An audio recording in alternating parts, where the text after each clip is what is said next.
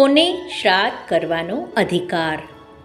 ગૌતમ ધર્મસૂત્ર પ્રમાણે પુત્ર ન હોય તો ભાઈ ભત્રીજા, મામા કે મામાનો દીકરો અને શિષ્ય શ્રાદ્ધ કર્મ કરી શકે છે. નહીંતર કુળ પુરોહિત કે આચાર્ય શ્રાદ્ધ કર્મ કરી શકે છે.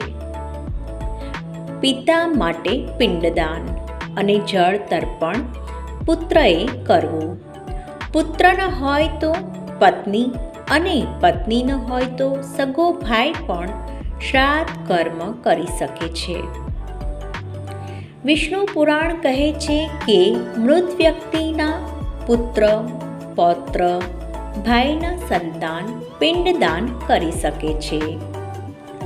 માર્કંડેય પુરાણ પ્રમાણે જો વ્યક્તિનો પુત્ર ન હોય તો તેની દીકરીનો પુત્ર પિંડદાન કરી શકે છે. જો તે પણ ન હોય તો પત્ની મંત્રો વિના શ્રાદ્ધ કર્મ કરી શકે છે.